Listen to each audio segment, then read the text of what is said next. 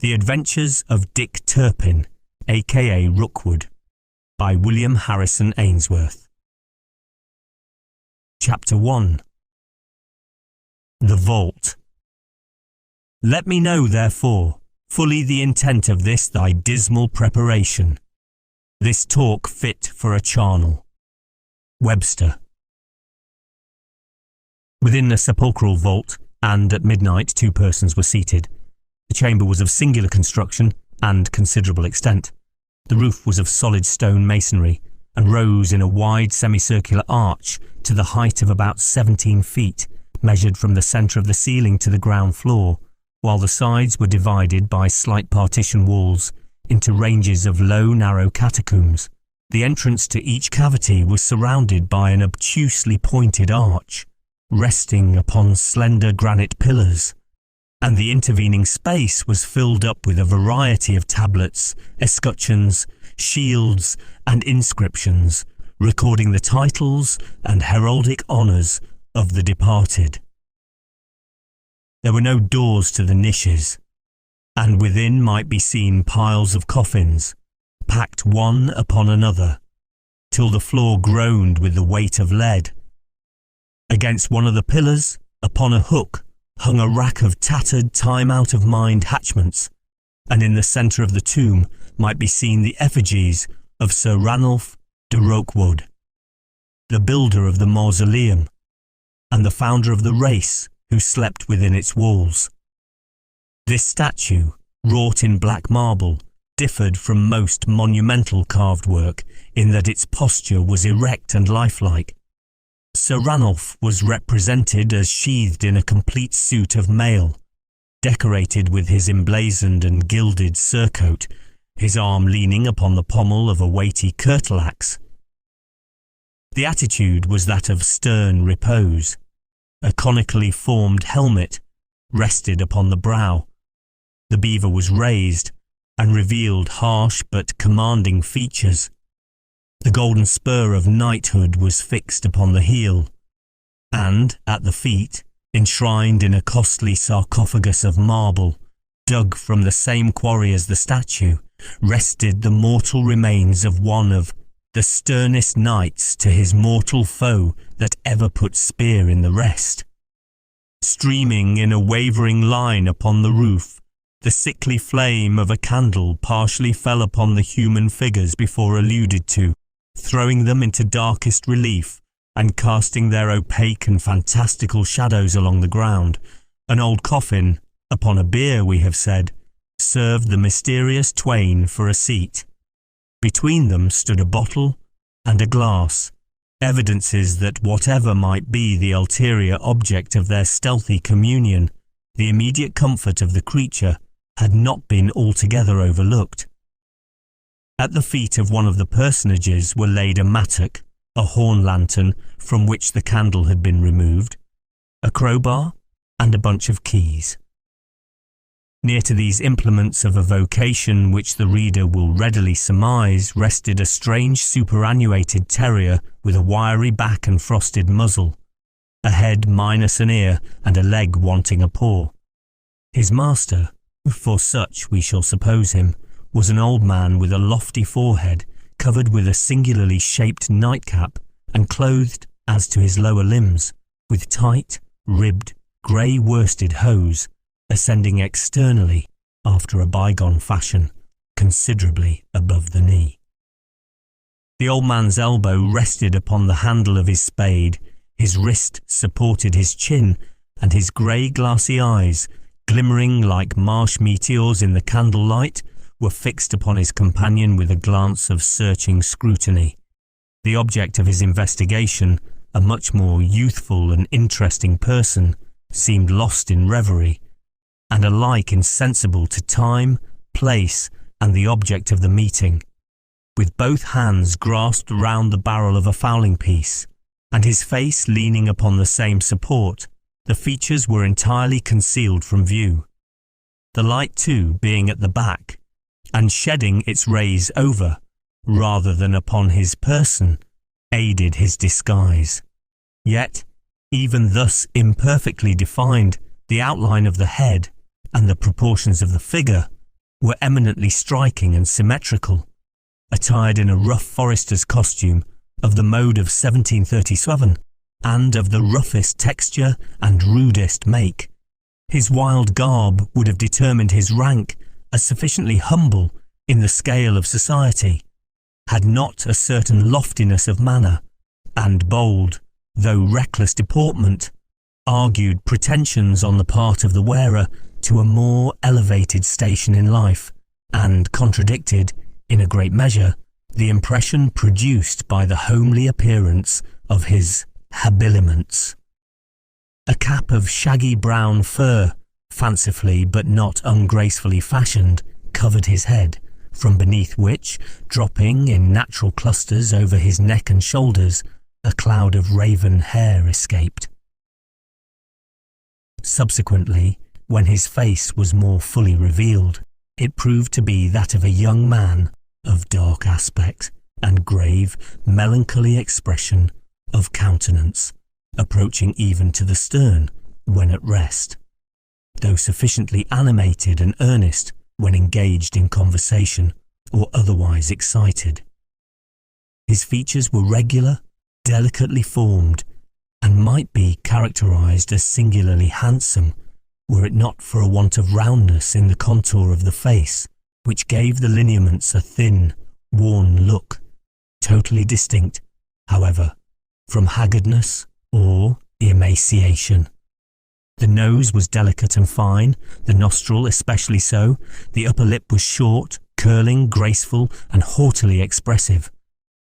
As to complexion, his skin had a truly Spanish warmth and intensity of colouring. His figure, when raised, was tall and masculine, and though slight, exhibited great personal vigour. We will now turn to his companion, the old man with the great grey glittering eyes. Peter Bradley of Rookwood, Comitatu Ebor, where he had exercised the vocation of sexton for the best part of a life already drawn out to the full span ordinarily allotted to mortality, was an odd caricature of humanity. His figure was lean and almost as lank as a 6'6" skeleton. His bald head reminded one of a bleached skull, allowing for the overhanging and hoary brows. Deep-seated and sunken within their sockets, his grey orbs gleamed with intolerable lustre. Few could endure his gaze, and, aware of his power, Peter seldom failed to exercise it. He had likewise another habit, which, as it savoured of insanity, made him an object of commiseration with some, while it rendered him yet more obnoxious to others. The habit we allude to was the indulgence of wild screaming laughter at times when all merriment should be checked, and when the exhibition of levity must proceed from utter disregard of human grief and suffering, or from mental alienation. Wearied with the prolonged silence, Peter at length condescended to speak. His voice was harsh and grating as a rusty hinge. "Another glass?" said he, pouring out a modicum of the pale fluid. His companion shook his head. "It will keep out the cold," continued the sexton, pressing the liquid upon him, "and you, who are not so much accustomed as I am to the damps of a vault, may suffer from them. Besides," added he sneeringly, "it will give you courage." His companion answered not, but the flash of his eye resented the implied reproach. "Nay, never stare at me so hard, Luke," continued the sexton. "I doubt neither your courage nor your firmness. But if you won't drink, I will. Here's to the rest eternal of Sir Piers Rookwood. You'll say amen to that pledge, or you are neither grandson of mine nor offspring of his loins." "Why should I reverence his memory?" answered Luke bitterly, refusing the proffered potion, "who showed no fatherly love for me. He disowned me in life, in death I disown him. Sir Piers Rookwood was no father of mine." "He was as certainly your father as Susan Bradley, your mother, was my daughter," rejoined the sexton, "And surely," cried Luke impetuously, "you need not boast of the connection. 'Tis not for you, old man, to couple their names together, to exult in your daughter's disgrace and your own dishonour. Shame, shame! Speak not of them in the same breath, if you would not have me invoke curses on the dead. I have no reverence, whatever you may have, for the seducer, for the murderer of my mother." "You have choice store of epithets in sooth, good grandson," rejoined Peter with a chuckling laugh.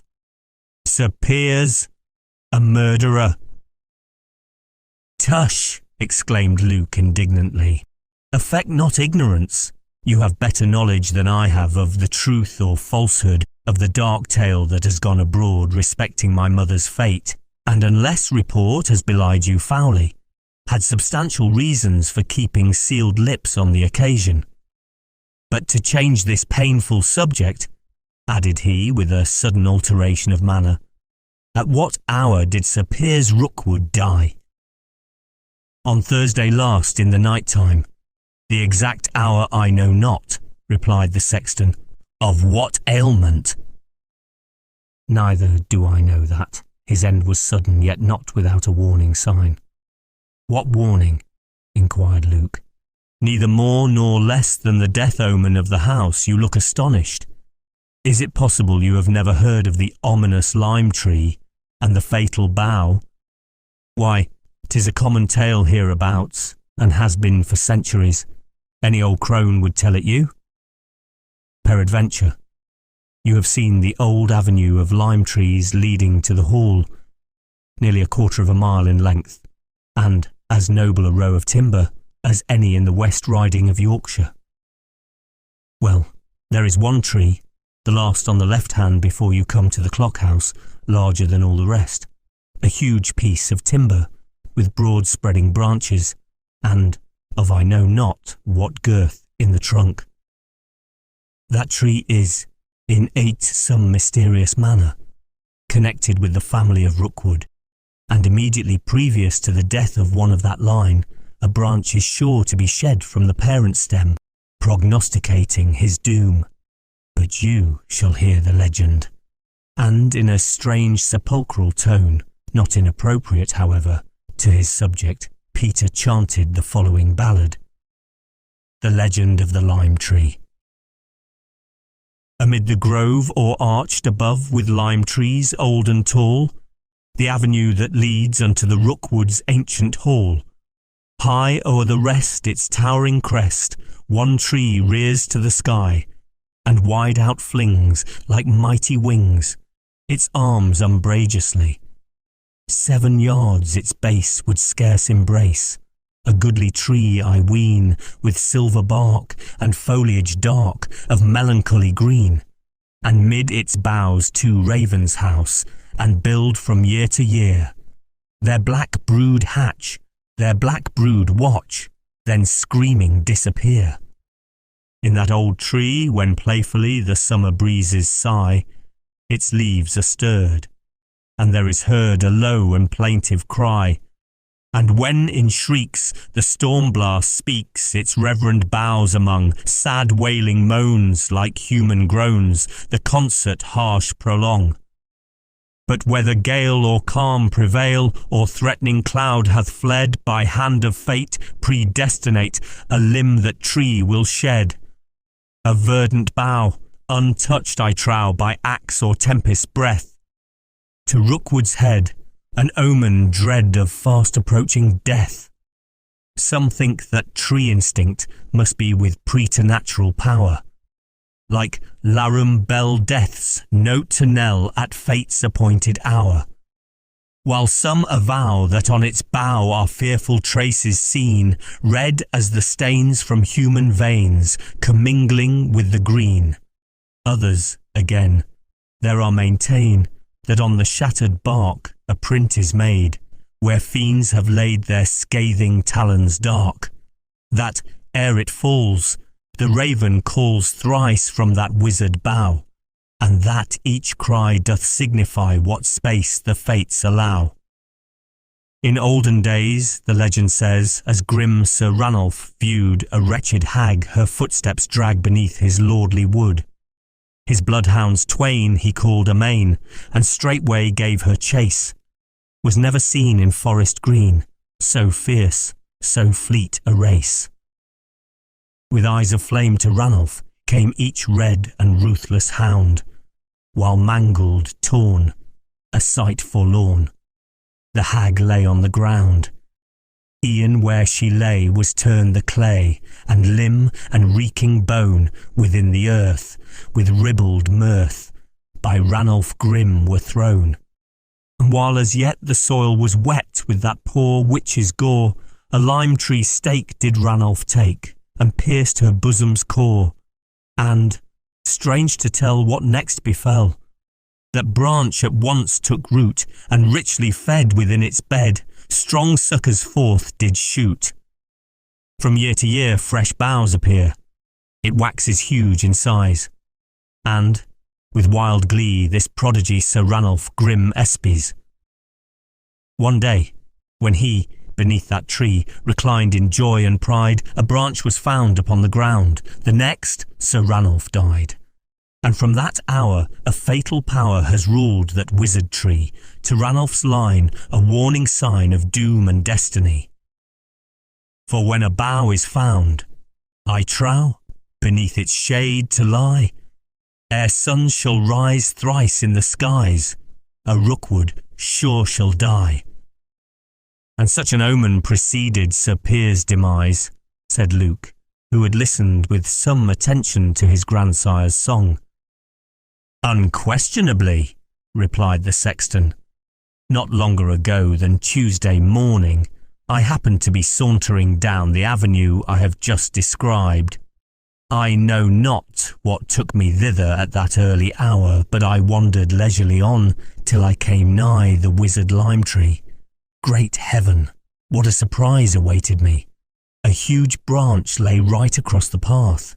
It had evidently just fallen, for the leaves were green and unwithered, the sap still oozed from the splintered wood, and there was neither trace of knife nor hatchet on the bark. I looked up among the boughs to mark the spot from whence it had been torn by the hand of fate, for no human hand had done it, and saw the pair of ancestral ravens perched amid the foliage, and croaking as those carrion fowl are wont to do when they scent a carcass afar off.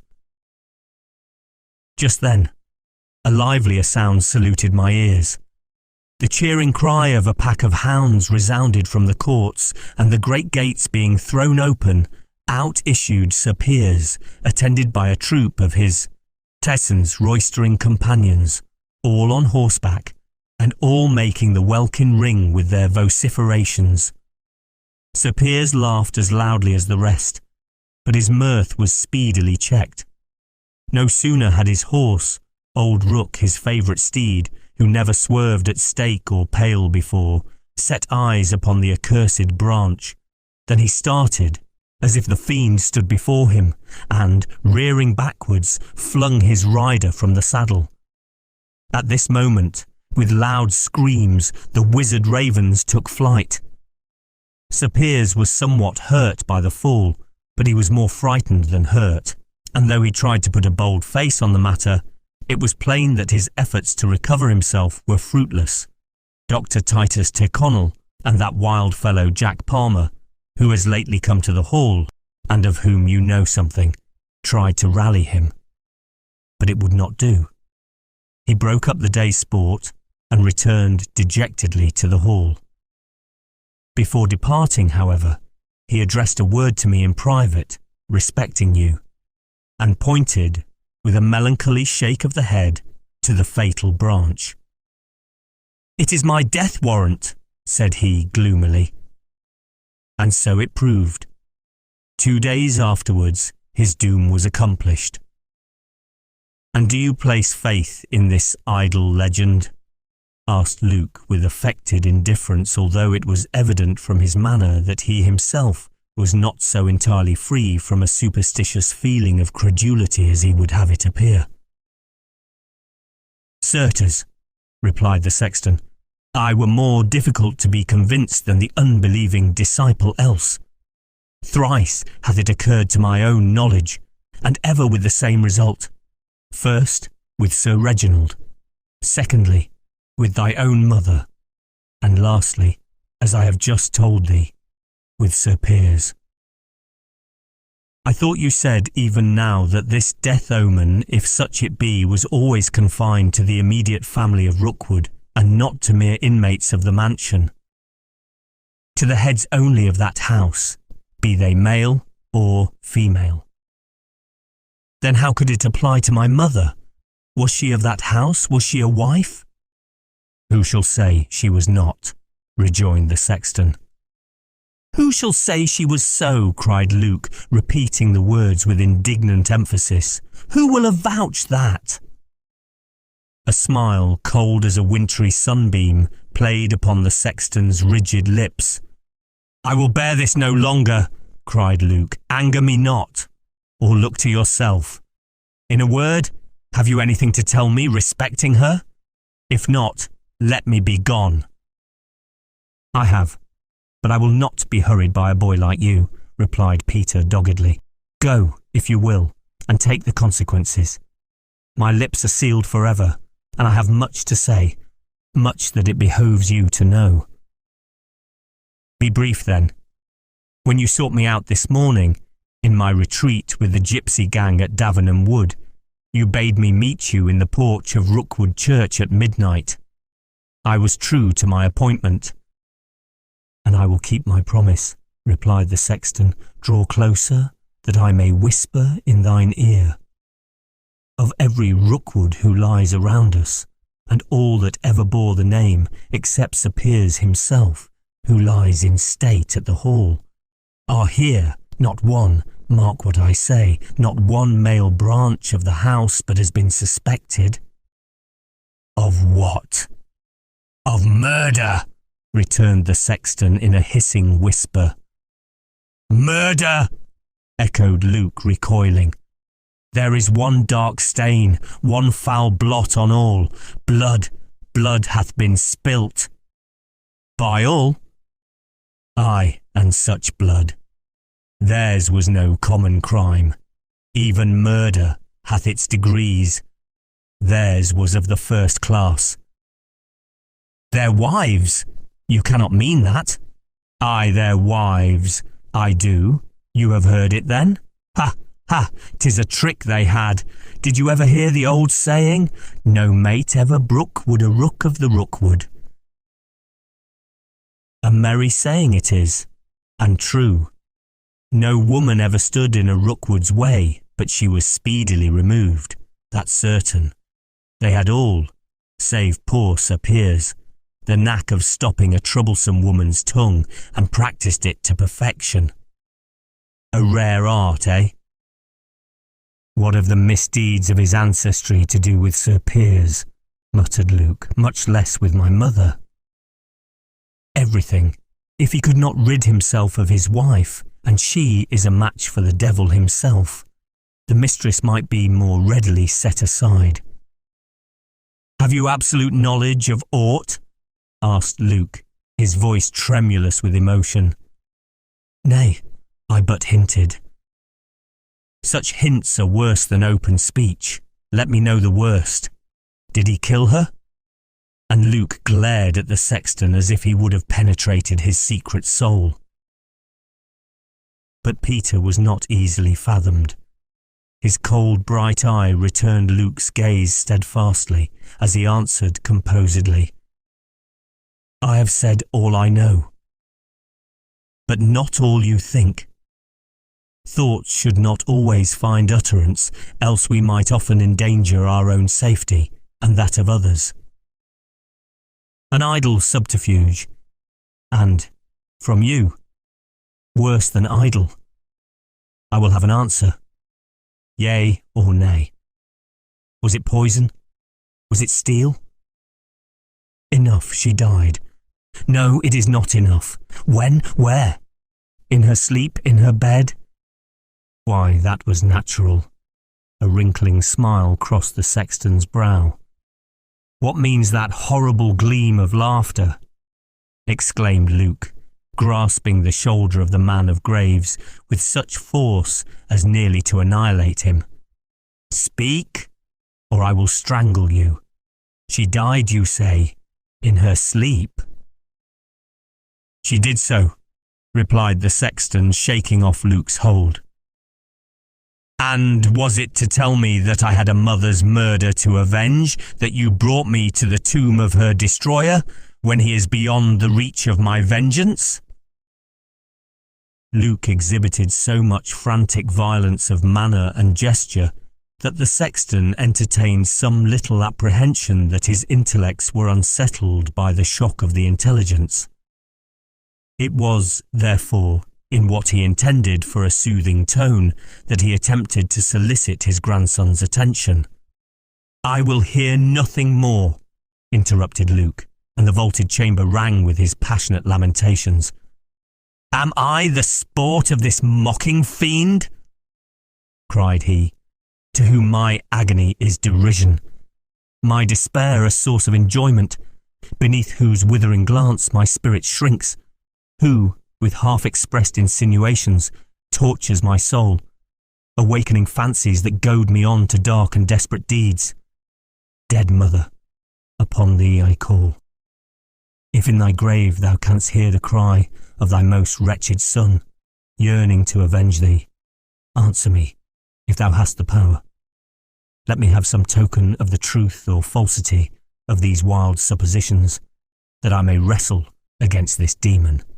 But no, added he in accents of despair, no ear listens to me, save his to whom my wretchedness is food for mockery. Could the dead hear thee, thy mother might do so, returned the sexton. She lies within this space. Luke staggered back, as if struck by a sudden shot.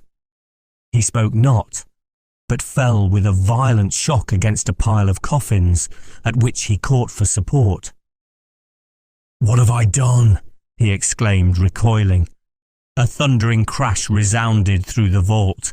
One of the coffins, dislodged from its position by his fall, tumbled to the ground, and, alighting upon its side, split asunder. Great heavens! What is this? Cried Luke as a dead body, clothed in all the hideous apparel of the tomb, rolled forth to his feet. It is your mother's corpse, answered the sexton coldly. I brought you hither to behold it, but you have anticipated my intentions. This, my mother? Shrieked Luke, dropping upon his knees by the body and seizing one of its chilly hands, as it lay upon the floor, with the face upwards. The sexton took the candle from the sconce. Can this be death? Shouted Luke. Impossible! Oh God, she stirs, she moves, the light, quick, I see her stir. This is dreadful. Do not deceive yourself, said the sexton in a tone which betrayed more emotion than was his wont. 'Tis the bewilderment of fancy. She will never stir again. And he shaded the candle with his hand, so as to throw the light full upon the face of the corpse. It was motionless, as that of an image carved in stone. No trace of corruption was visible upon the rigid yet exquisite tracery of its features. A profuse cloud of raven hair, escaped from its swathments in the fall, hung like a dark veil over the bosom and person of the dead, and presented a startling contrast to the wax-like hue of the skin and the pallid cereclothes. Flesh still adhered to the hand, though it mouldered into dust within the gripe of Luke as he pressed the fingers to his lips. The shroud was disposed like night gear about her person, and from without its folds a few withered flowers had fallen. A strong aromatic odour of a pungent nature was diffused around, giving evidence that the art by which the ancient Egyptians endeavoured to rescue their kindred from decomposition had been resorted to preserve the fleeting charms of the unfortunate Susan Bradley. A pause of awful silence succeeded, broken only by the convulsive respiration of Luke. The sexton stood by, apparently an indifferent spectator of the scene of horror. His eye wandered from the dead to the living, and gleamed with a peculiar and indefinable expression, half apathy, half abstraction. For one single instant, as he scrutinized the features of his daughter, his brow, contracted by anger, immediately afterwards was elevated in scorn. But otherwise you would have sought in vain to read the purport of that cold, insensible glance which dwelt for a brief space on the face of the mother and settled eventually upon her son. At length the withered flowers attracted his attention. He stooped to pick up one of them. "Faded as the hand that gathered ye, as the bosom on which ye were strewn," he murmured. "No sweet smell left, but faugh." Holding the dry leaves to the flame of the candle, they were instantly ignited, and the momentary brilliance played like a smile upon the features of the dead. Peter observed the effect. "Such was thy life," he exclaimed. "A brief, bright sparkle, followed by dark, utter extinction," saying which he flung the expiring ashes of the floweret from his hand.